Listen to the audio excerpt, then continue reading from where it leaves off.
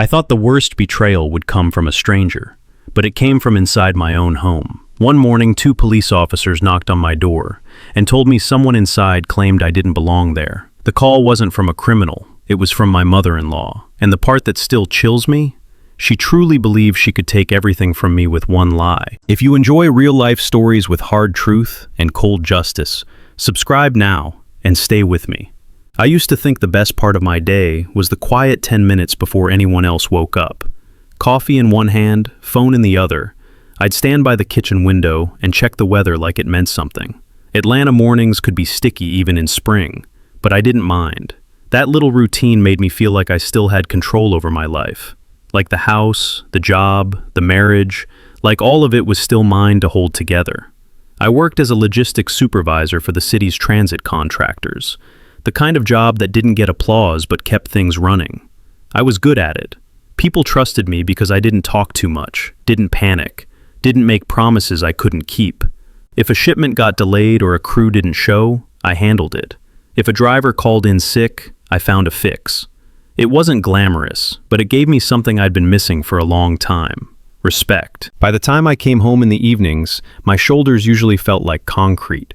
Still, I'd open the door, loosen my tie, and step into what I told myself was my real job: being a husband, being a father, being the steady one.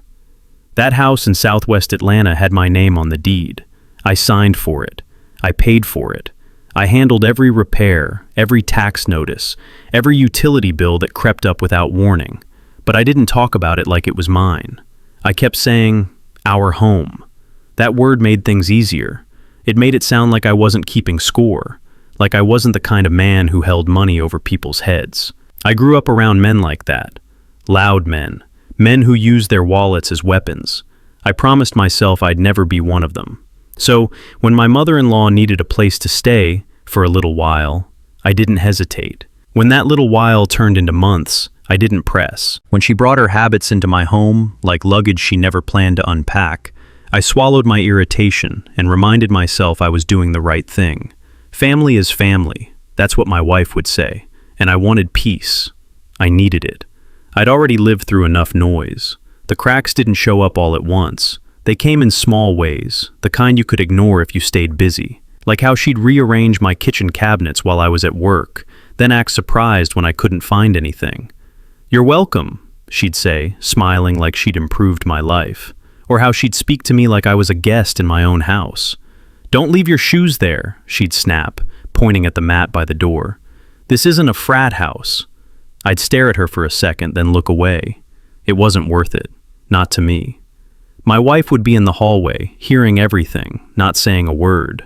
That hurt more than the disrespect. On weekends, I'd take my son to the park, grab burgers, do the things that reminded him I was still here, still stable, still his dad.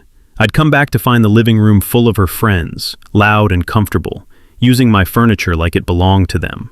No one asked. No one warned me. They'd just be there, laughing, plates balanced on my coffee table, and she'd glance up and wave like I should be grateful my house had life in it. Sometimes she'd hand me a grocery list without even looking at my face. "We're out of chicken, and I need my vitamins." Not, "can you?" Not, "would you mind?" Just need. I'd take the paper, fold it, and put it in my pocket like I wasn't being ordered around. The worst part wasn't her. It was what I started doing to myself. I started coming home later. I'd sit in my truck outside the house for a few minutes, hands resting on the steering wheel, breathing slow. Not because I was scared, because walking inside felt like walking into a place where I didn't get to exist. One Friday, I came home to find her standing in the driveway with a contractor. Not a handyman, not a neighbor helping out. A contractor with a clipboard and a tape measure. He looked at me like he was waiting for instructions. She didn't. "Good," she said, like I'd finally arrived to my appointment. I told him we're getting the front steps redone. They're an eyesore. My mouth opened, then closed. I looked at the man, then back at her. "Who called him?" I asked. "I did," she said. "It's needed. You've been dragging your feet." Dragging my feet. Like I hadn't already priced repairs. Like I hadn't already planned to do it myself next month when overtime hit. I could have corrected her right there. Could have told her she didn't have that authority. Could have reminded her whose name was on the paperwork. Instead, I nodded once. "How much?" I asked the contractor. He gave me a number that made my stomach tighten, not because I couldn't afford it, because no one had asked if I wanted to. She watched me like she was waiting for me to act out, waiting for me to prove whatever story she'd been telling herself about me. I pulled my wallet out, slow. The contractor started writing. My wife stood behind her mother, arms crossed, eyes on the ground. The pen scratched across paper, and I felt something inside me go quiet. Not angry, not dramatic, just gone. After the contractor left, I didn't go inside. I walked past the porch, down the driveway, and kept going until the neighborhood street opened up in front of me. The air felt heavy, like it always did in Georgia, but my chest felt lighter out there than it did in my own living room. At the corner, I stopped by the mailbox and stared at the stack of flyers and bills. My name printed in bold on every envelope, like proof I still existed. Keys in my fist, I stood there longer than I meant to, reading nothing, thinking about everything. And the only thing I could admit to myself was this: silence wasn't keeping the peace anymore. It was erasing me. The mailbox creaked when I opened it, and a folded piece of paper slipped out with the rest of the bills. It wasn't addressed to me. It was one of those church flyers, the kind that always showed smiling families and a phone number you could call if you needed prayer. I stared at it longer than I should have, then tucked it back into the stack like it belonged there. Behind me, the front door swung open. "You just gonna stand out there all day?" my mother-in-law called out. "People are gonna think something's wrong with you." I didn't answer.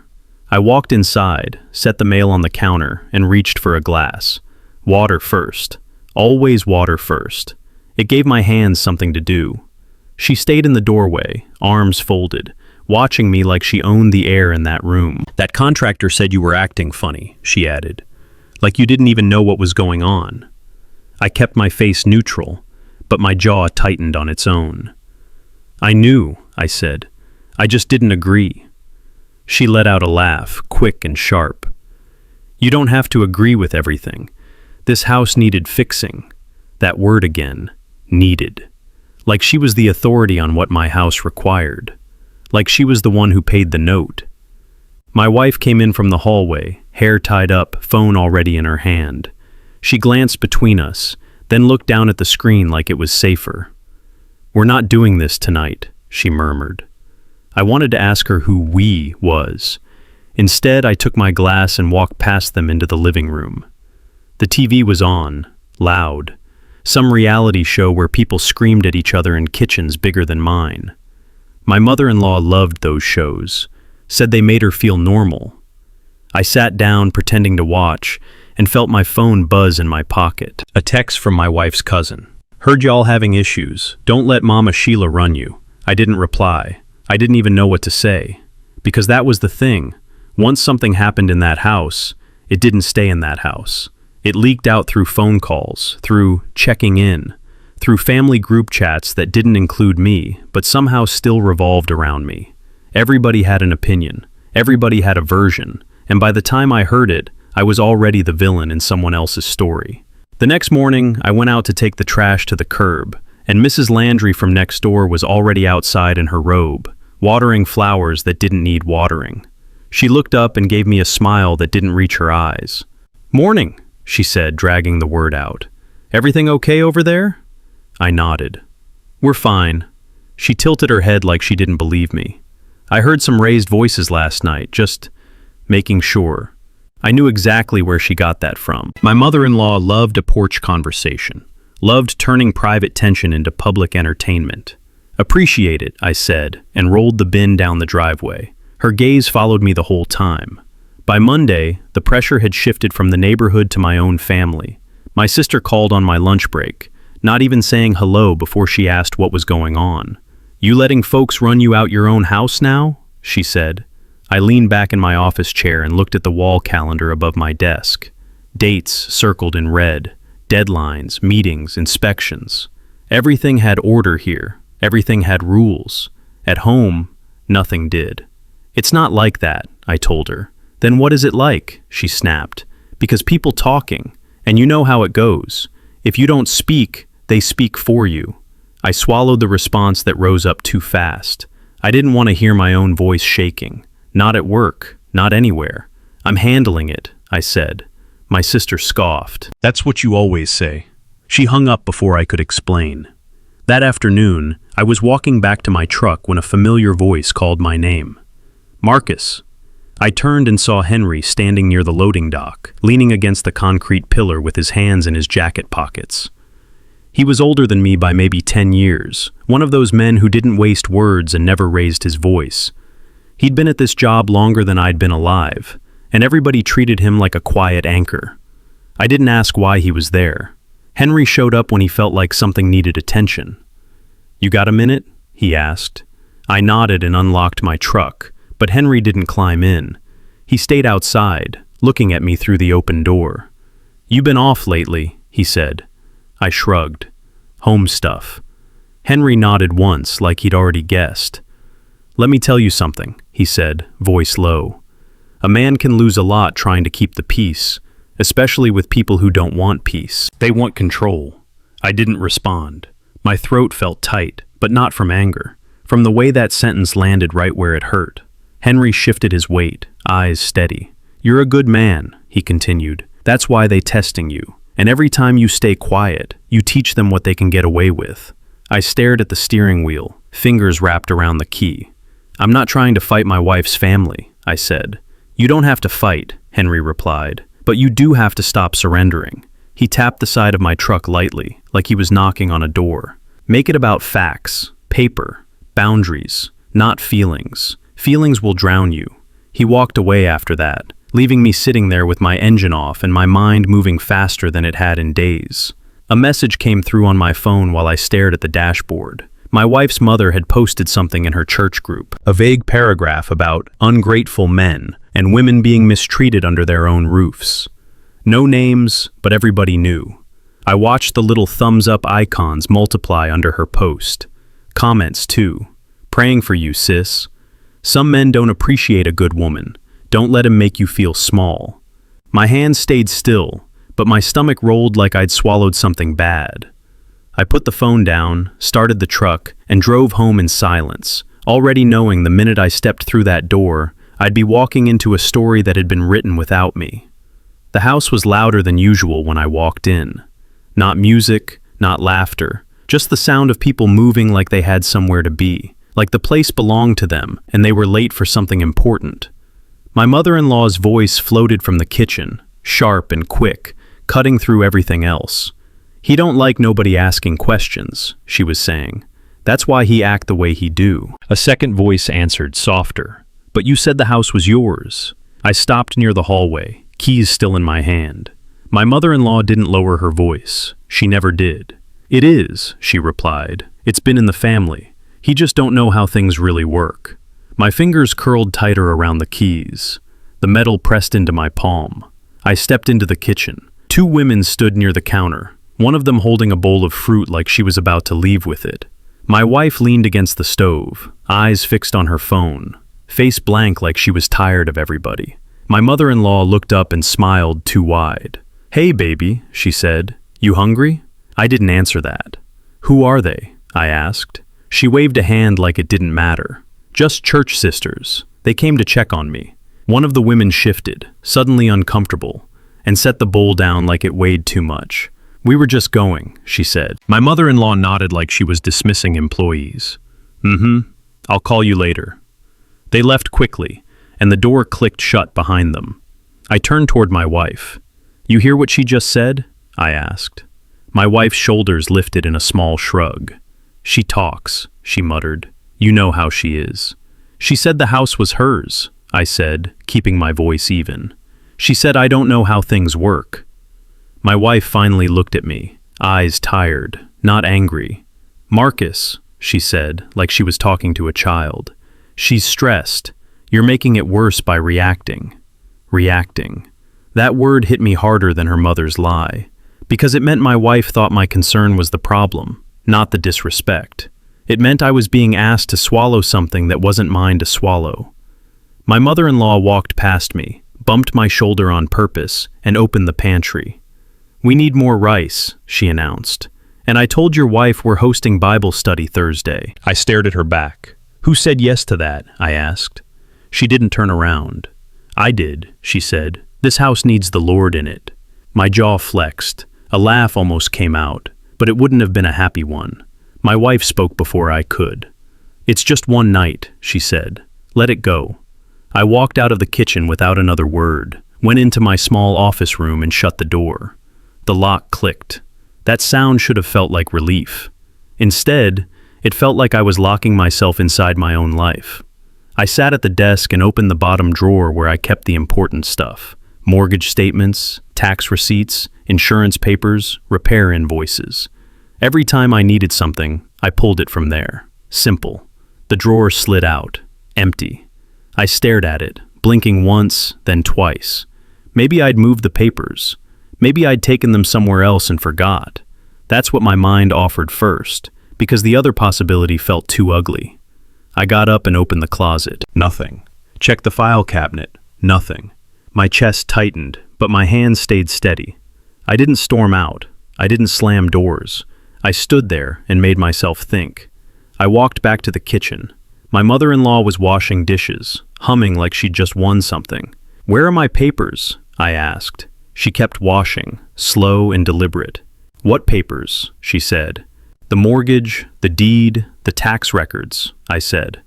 "The file drawer in my office is empty." She finally turned, water dripping from her hands, eyebrows raised like I'd accused her of murder. "Why are you keeping secrets?" she asked. "Why are you hiding papers from your wife?" My wife stepped into the room, eyes widening slightly. "What's going on?" she asked. I looked at her. "My documents are gone," I said. My mother-in-law shook her head, disgusted. "See," she said, pointing at me. "He always acting like he the only one with rights. That's why marriages don't work these days." I held my wife's gaze. "Did you take them?" I asked. Her mouth opened, then closed. She looked away. That was enough of an answer. A slow heat rose in my chest, but I kept my voice low. "Where are they?" I asked.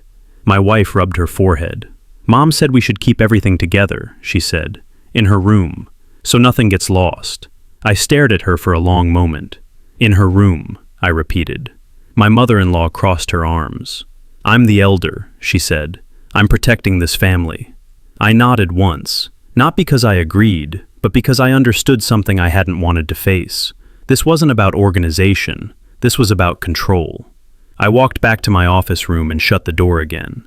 Then I pulled out my phone, opened a notes app, and started writing down everything I could remember. Dates, comments, the contractor, the church post, the missing documents. My finger hovered over the record button for a second. Then I turned on voice memos and tested it quietly. The red dot blinked back at me like a small promise. After that, I logged into my bank account and downloaded every statement from the last year. I saved them to a folder labeled simply Home. A knock came on the door. "Marcus?" my wife called softly. "Are you really about to do this?" I didn't answer right away. I kept scrolling, kept saving, kept organizing. The calm in my body felt unfamiliar, like I'd stepped outside myself and started watching my own life from a distance. The knock stopped. Through the thin door, I heard my mother-in-law's voice again, low and confident, like she'd already decided what came next. "He think he got power," she said. "Just wait." My thumb pressed down on the screen and started another recording. My phone buzzed before sunrise. A missed call. Unknown number. Then another one. Same number. By the time I sat up, the third call came through, and I answered, still half asleep, voice rough. "Marcus Johnson?" a man asked. "Yes." "This is Officer Delaney with Atlanta Police. We need to speak with you regarding a domestic situation at your residence." I sat still. "What kind of situation?" I asked. There was a pause, like he was choosing words that wouldn't set off fireworks. "We received a call from a resident at that address. They reported feeling unsafe." Unsafe. I looked toward the hallway where my wife's door was closed. The house was quiet. No arguing, no crashing sounds, nothing that matched that word. "I'm not at home," I said. "I'm at work in an hour." "We can meet you there," the officer replied. "But we will be stopping by the residence this morning, just letting you know." The call ended, and I sat on the edge of the bed with the phone still in my hand, breathing through my nose, slow. I didn't have to guess who called. I didn't have to ask. I walked to the bathroom, splashed water on my face, and stared at myself in the mirror. The man looking back didn't look scared. He looked tired. The kind of tired that comes from being tested every day in small ways, until the small ways stop being small. In the kitchen, my mother-in-law was already awake, making oatmeal like she owned morning itself.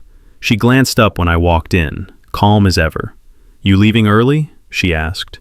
I poured coffee without answering, kept my movement steady. "Police called me," I said finally. The spoon in her hand didn't stop stirring. "Oh," she said. "They finally came." I turned my head slowly.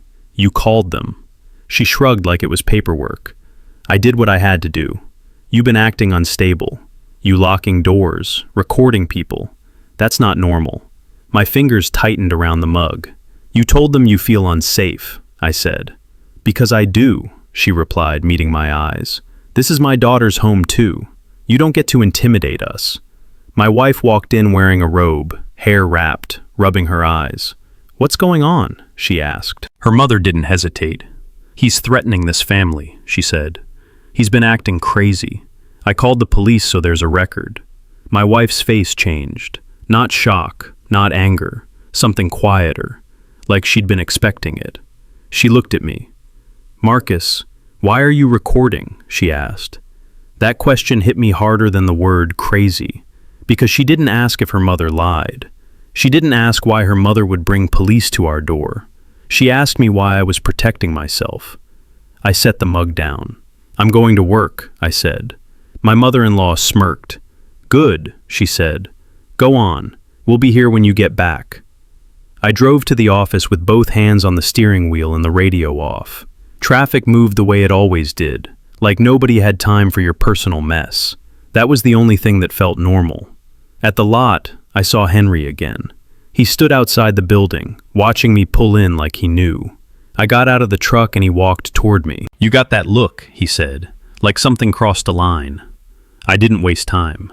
"She called the police," I told him. Henry's jaw tightened once. "You got papers?" he asked. "Not on me." "Then get them," he said. "Today." I nodded and we walked inside together. I tried to keep my focus on work. Emails, calls, dispatch schedules, anything that wasn't my personal life falling apart. Around 10, my supervisor stepped into my cubicle with a face that told me he'd heard something. "Marcus," he said quietly, "you got a minute?" I followed him into a small conference room. He closed the door and leaned on the table. "We got a call," he said, "from someone claiming to be your family. They said you're volatile at home, that you might be unsafe to be around." My stomach dropped, but I kept my voice level. "Who said that?" I asked. He shook his head. "They didn't give a name. They just wanted to warn us." Warn, like I was a hazard. I sat down and folded my hands, forcing them to stay still. "I've never had an issue here," I said. "You know my record." My supervisor nodded. "I do. That's why I'm asking you straight. Is there anything we need to worry about?" My mind moved fast. If I got emotional, they'd remember the call more than my years of work. If I got defensive, it would sound like guilt. I needed facts. "No," I said. "There's a family dispute. Someone is trying to control my property. They're using accusations to pressure me." He studied me for a long second. "Okay," he said. "Keep me informed, and handle it outside of work." I nodded and stood up. My legs felt steady, but my insides didn't. When I walked back to my desk, I caught people looking at me. Not everyone, just enough. A couple of coworkers stopped talking when I passed. Someone gave me a polite smile that didn't carry warmth. The rumor had already arrived. I sat down, opened my laptop, and pulled up the folder I'd started the night before. Bank statements, mortgage payments, insurance. Every document I could prove belonged to me. During lunch, I called the county clerk's office, then my mortgage company, then the title company listed on my closing paperwork. Each call felt like tightening bolts on a door that had been left open too long. I took notes the whole time. Names, dates, what each person said, who to contact next. That afternoon, another call came in from the unknown number. "Mr. Johnson," Officer Delaney said, "we visited your residence. The caller claims you've been trying to remove her from the home." Because she doesn't have legal rights to be there, I replied. The officer paused.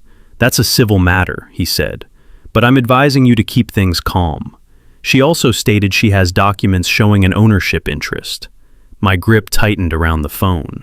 She does not, I said. If you have documentation, keep it ready, he said.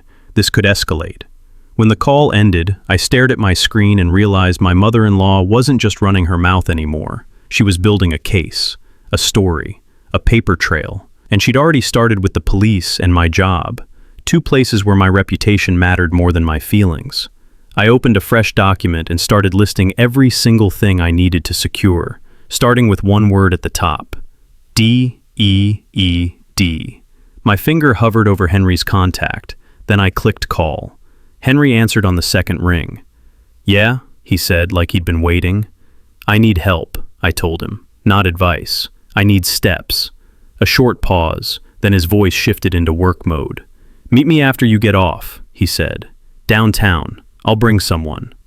I didn't ask questions. I just agreed. The rest of the day moved like I was operating on muscle memory. I signed off on routes. I checked inventory logs. I nodded through conversations. People still glanced at me a little too long, like they were deciding whether the rumors matched my face.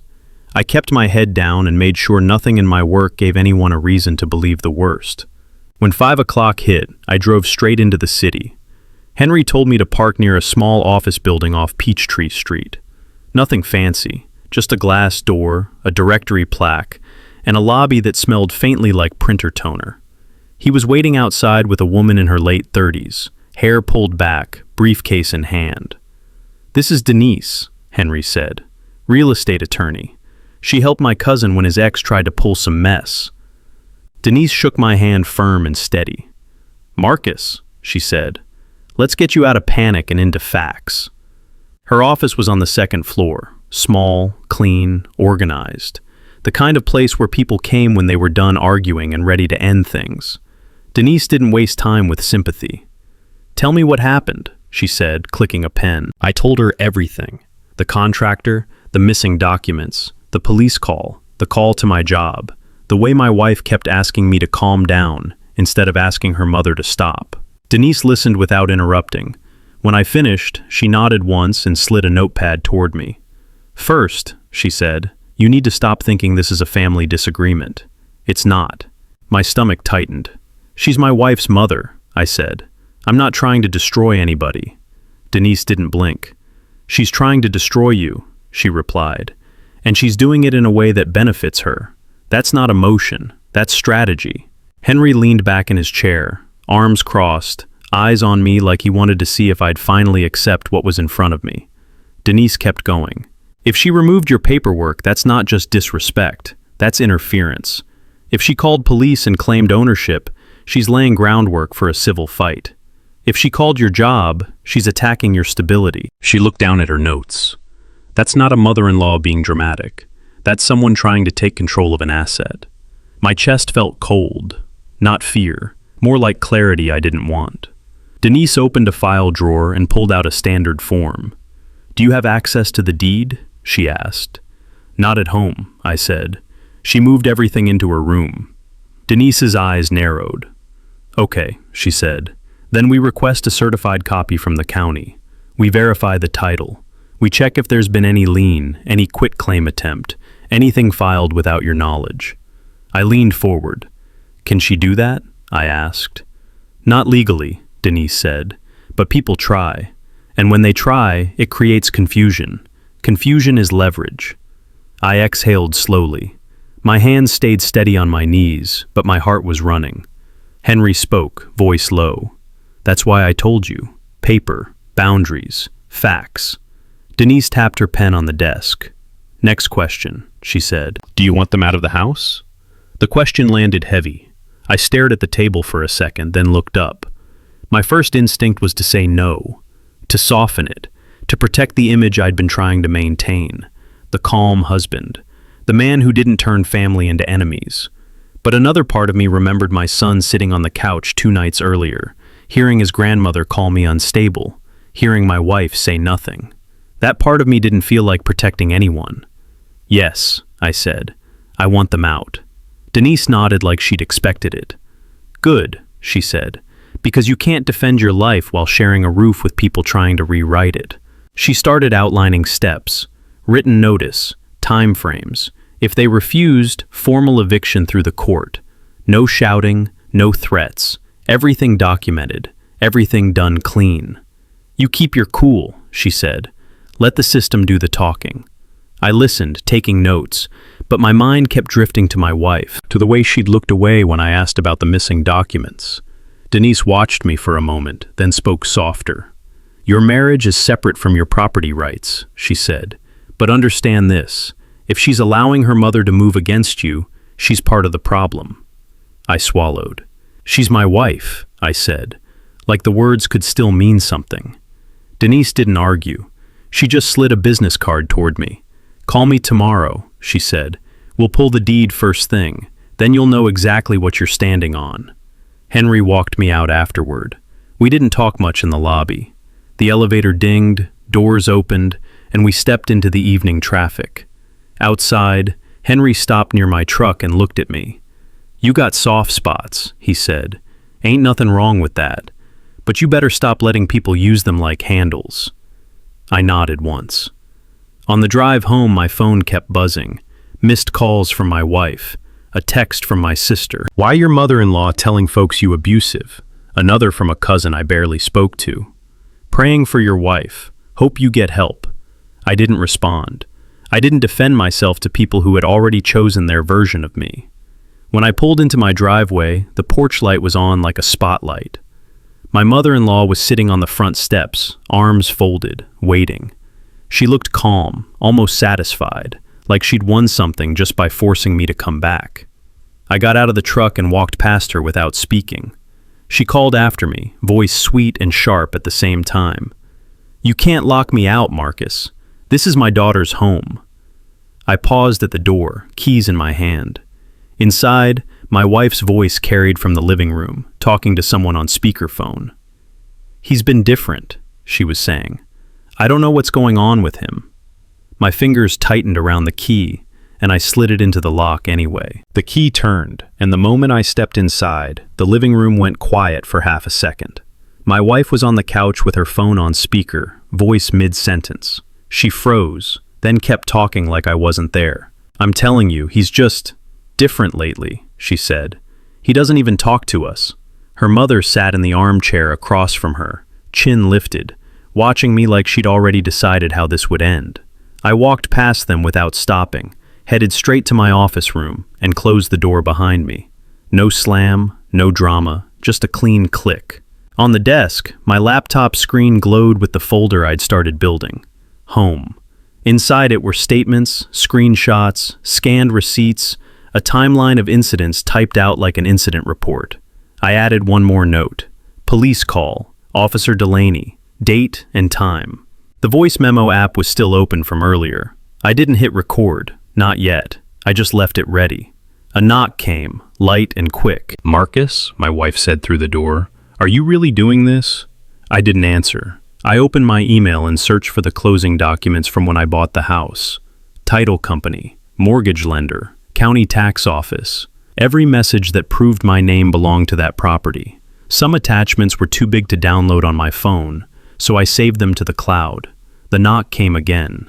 Marcus, stop acting like you're the only one living here. Silence stretched. Her footsteps moved away, and the murmur of voices returned on the other side of the door. I caught pieces of it. My name, the word control, the word scared. They weren't even trying to hide it anymore. They were practicing the story out loud. I stayed at the desk until my eyes started burning, then stood up and left the room like I was going to the kitchen for water. My mother-in-law was at the counter, chopping onions, acting normal.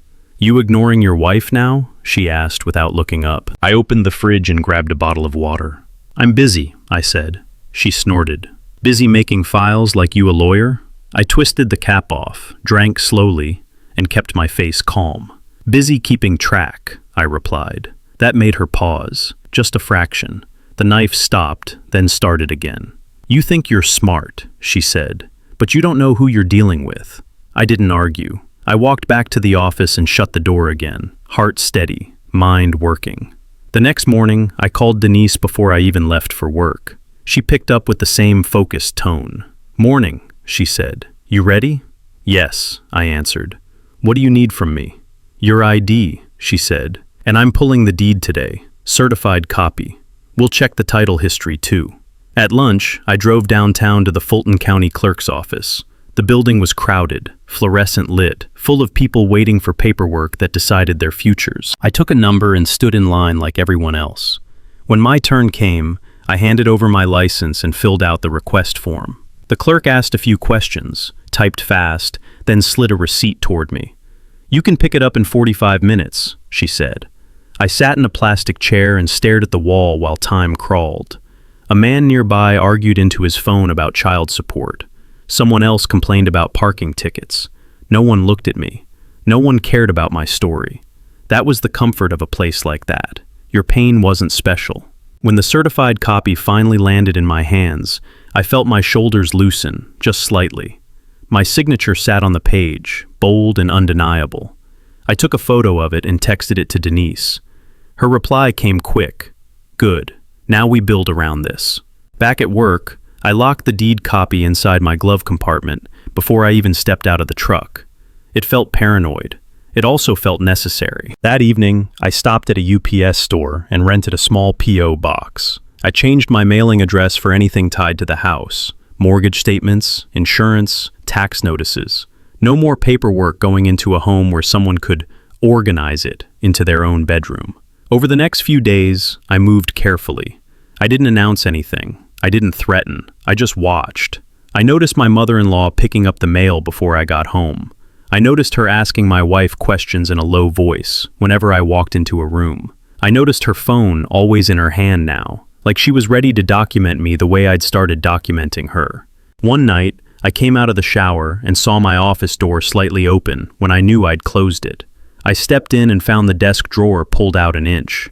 Nothing was missing, not that I could tell, but the message was clear. She'd been in there. I shut the drawer, then opened my laptop and checked the activity log on my cloud storage. A recent login attempt flashed on the screen. Wrong password. Location unknown. A slow chill moved through my chest. I didn't panic. I changed every password I had. Banking, email, cloud, utilities, everything. Two-factor authentication on. Alerts on. No more easy access. When I finished, I sat back and listened. The house was quiet, but not peaceful. Quiet like people were waiting for the next move. From down the hall, I heard my mother-in-law's voice, low and satisfied. "He don't know what's coming," she said. My wife murmured something back, too soft to catch. I reached for my phone, opened the voice memo app, and hit record. Then I stood up, walked out of the room, and went to the kitchen like I was just getting a snack. The refrigerator door squeaked when I opened it, and my mother-in-law looked up from the table like she'd been waiting for me to show my face.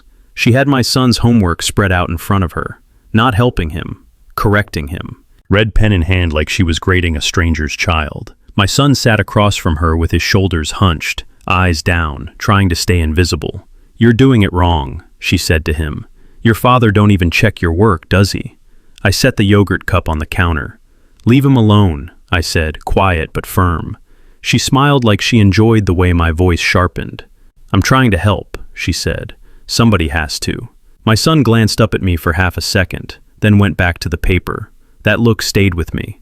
Not fear, not sadness, something closer to confusion, like he was trying to figure out why the adults in his life were acting like this. I walked over, rested a hand on his shoulder. "Go wash up," I told him. "I'll finish with you in a minute." He slid off the chair without a word and disappeared down the hall. My mother-in-law leaned back. "See?" she said. "He listens to me, because I'm consistent." I didn't respond. I threw the yogurt in the trash and rinsed my hands at the sink. The water ran too long before I shut it off. From the living room, my wife called out, "Marcus, can we talk?" The tone in her voice wasn't soft.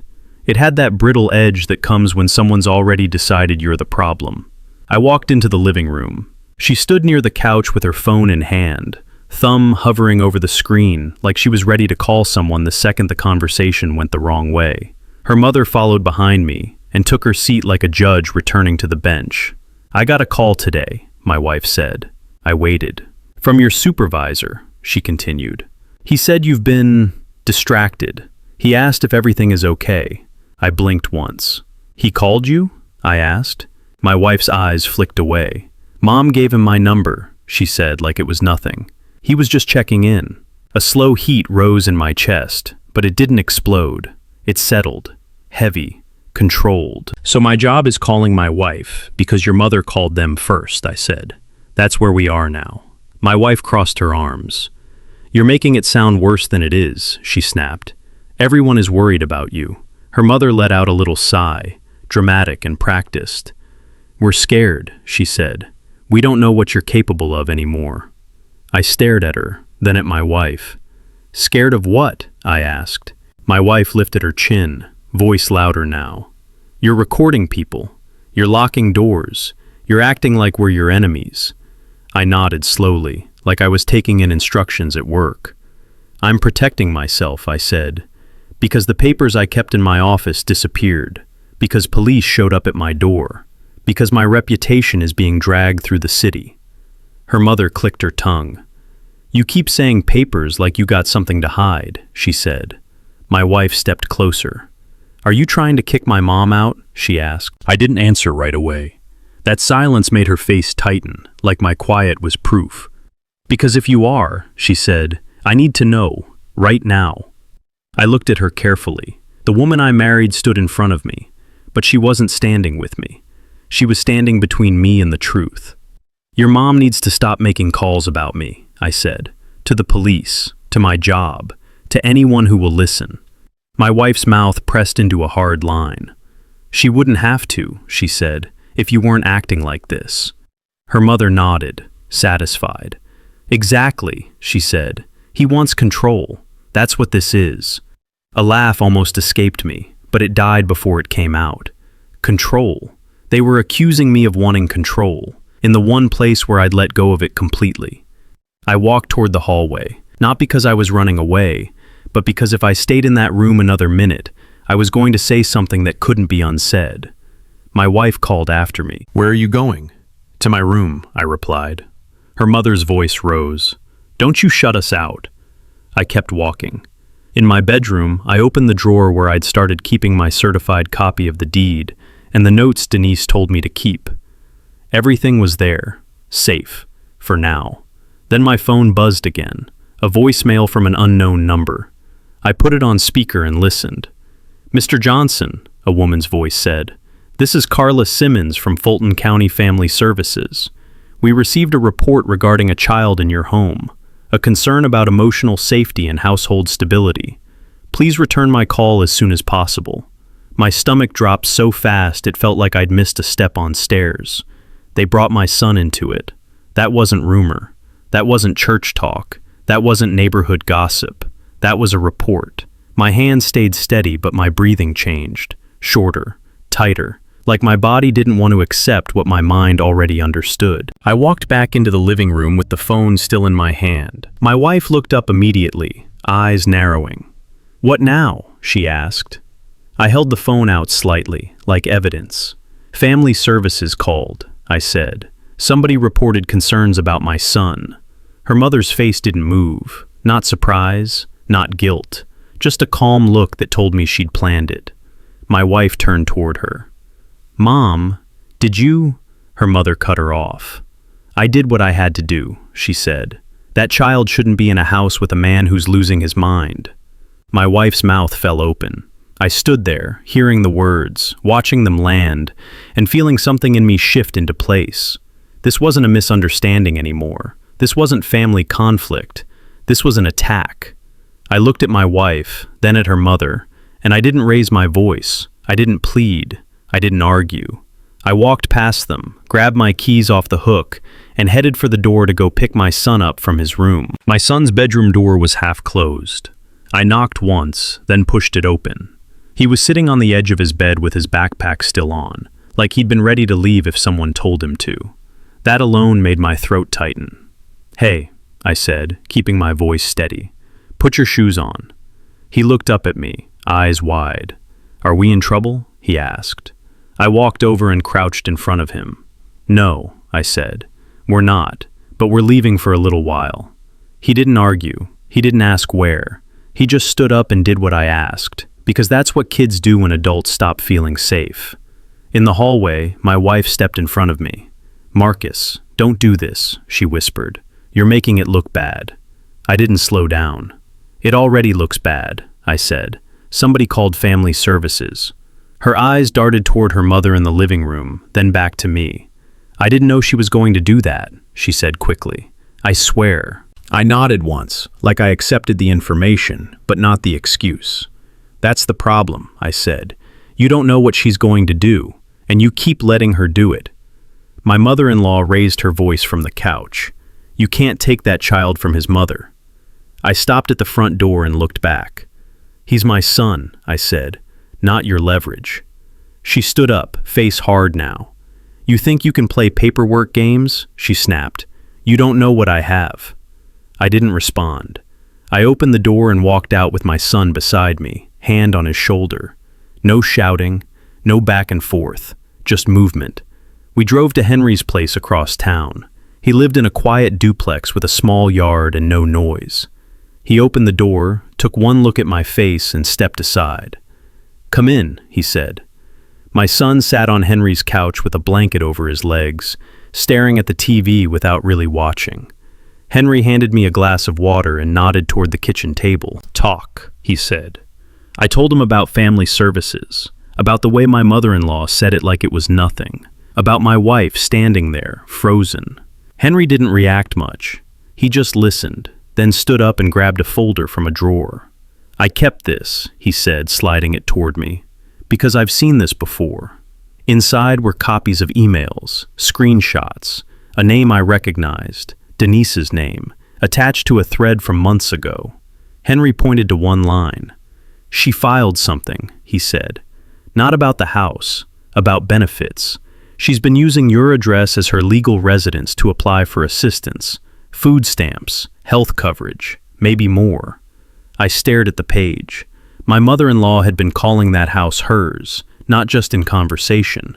She'd been building it into her paperwork, making it official, piece by piece, because once the government recognizes a residence, people start acting like they have rights. And if she could claim she lived there, she could claim she belonged there. The whole thing snapped into focus. The police call, the missing documents, the church story, the report to family services.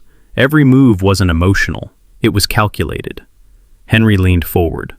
"Her weakness is the same as her strength," he said. "She's bold. She leaves a trail." I looked down at the folder, then at my sleeping son, and my chest went quiet again, cold, clear. I pulled out my phone and texted Denise. "We need to move fast. She's using my address for government benefits, and she filed a report on my son." Denise replied almost instantly. "Good. That means she lied on forms. We can use that." I stared at that message for a second, then started writing down every agency name on those papers, one by one, because now I finally knew where to press. The waiting room at Fulton County Magistrate Court wasn't built for comfort. Plastic chairs, quiet voices, people clutching folders like they were holding their breath. Denise sat beside me with a slim binder on her lap. She wore the same calm face she'd had in her office, like none of this was personal. That steadiness mattered more than she knew. Across the room, my mother-in-law sat with my wife and a man I'd never seen before, mid-50s, cheap suit, shiny shoes. He leaned in close to them, whispering like he was coaching a performance. My wife avoided my eyes. My mother-in-law didn't. She stared right at me, chin up, wearing a church hat like this was Sunday service. She looked confident, comfortable, like she'd already practiced her tears. Denise leaned toward me. "Let her talk," she murmured. "Don't react. Don't correct. Just let her build her own trap." A bailiff called our names. We walked into the courtroom, small and plain. The judge sat high behind a desk with a tired expression that said he'd heard every version of every story already. No grand speeches, no cinematic drama, just paperwork and people who couldn't stay in their lanes. My mother-in-law spoke first. She didn't waste time. "Your Honor," she began, voice trembling on command. "I'm afraid of this man. He's been threatening me, locking me out, recording me, acting unstable. I believe he's trying to put us out with nowhere to go." She dabbed her eye with a tissue. My wife sat beside her, hands folded tight, staring at the floor like it might swallow her. The man in the cheap suit stood and nodded along. "My client has lived at this residence for over a year," he said.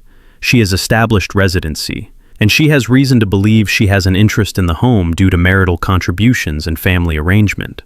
Denise didn't move. She let them finish. Then the judge looked at me. "Mr. Johnson," he said, "what do you say?" I stood up slowly, hands at my sides. My pulse beat hard, but my voice stayed level. "I say she's lying," I replied, "and I have documents to prove it." My mother-in-law scoffed. "He always says that," she snapped. "He thinks papers make him God." Denise rose next to me.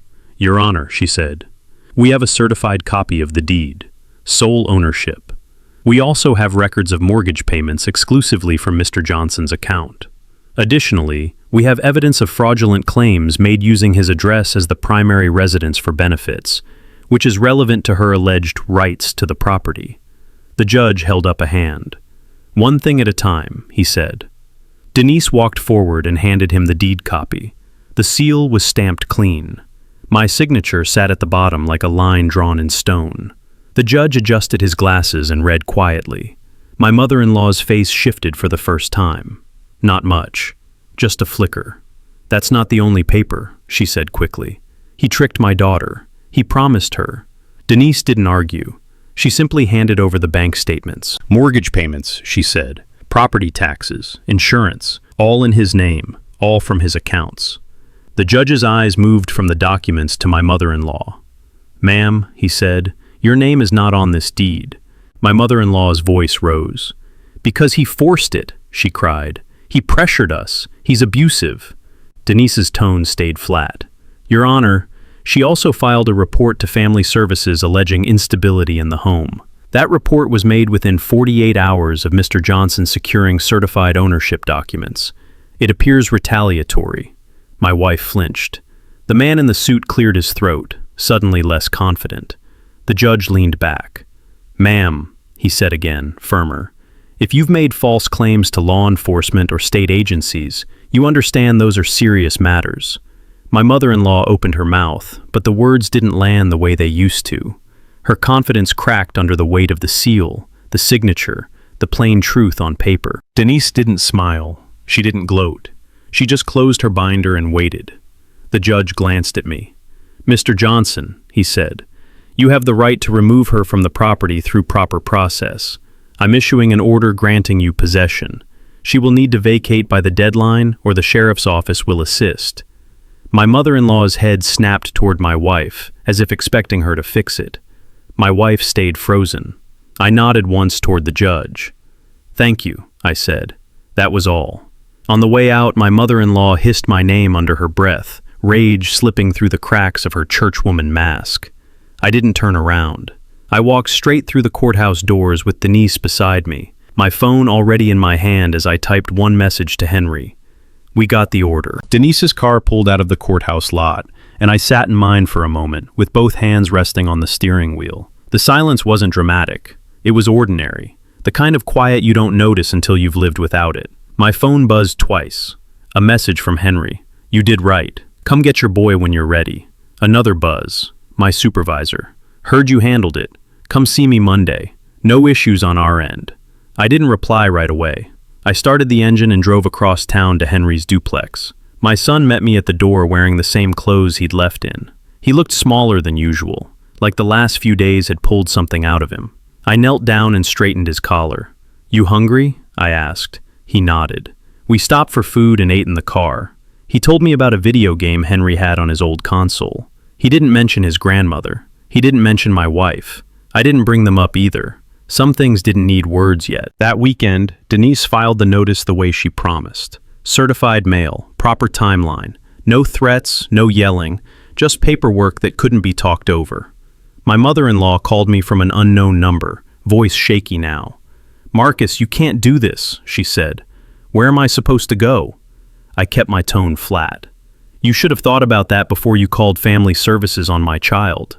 She started crying, loud and sudden, like she'd practiced it her whole life. "I was trying to protect my daughter." You were protecting yourself, I said, and ended the call. My wife came next. She showed up at Henry's place when she knew I'd be there, standing on the sidewalk with red eyes and a jacket pulled tight around her. I never wanted to hurt you, she said. I didn't invite her inside. But you did, I replied. She tried to step closer, but my son was behind me, watching. That stopped her. We can fix this, she whispered. I shook my head once. You should have fixed it when it was still small, I said. You watched it grow. Her mouth trembled, but she didn't argue. She just stood there like she'd finally run out of people to hide behind. In the weeks that followed, things moved the way systems move. Slow, blunt, unavoidable. My mother-in-law's church friends stopped calling. That kind of community loves a victim, but it doesn't love a liar once paperwork gets involved. Her benefit case got flagged. She started getting letters she couldn't ignore. The confidence drained out of her voice in every message she left. My wife moved out with her, not because she chose her mother over me in some dramatic scene, but because there wasn't a place for her in my home anymore. She'd made that decision the moment she let her mother weaponize the police against me. One morning, I returned to my house with a sheriff's deputy present for the final move-out. No shouting, no fighting. Boxes carried out. Keys handed over. My mother-in-law avoided my eyes the entire time. When she stepped off the porch, she paused like she wanted to say something. Maybe an apology. Maybe a curse. Nothing came out. The door closed behind them, and the house felt different. Not warmer, not happier. Just mine again. That evening, I sat at the kitchen table with my son doing homework. He made a mistake, erased it, tried again. No red pen. No comments. I watched him for a moment, then reached over and turned off my phone, letting the screen go dark. Dinner still needed to be cooked. Laundry still waited. The bills still existed, but the air in that house belonged to us, and that was enough.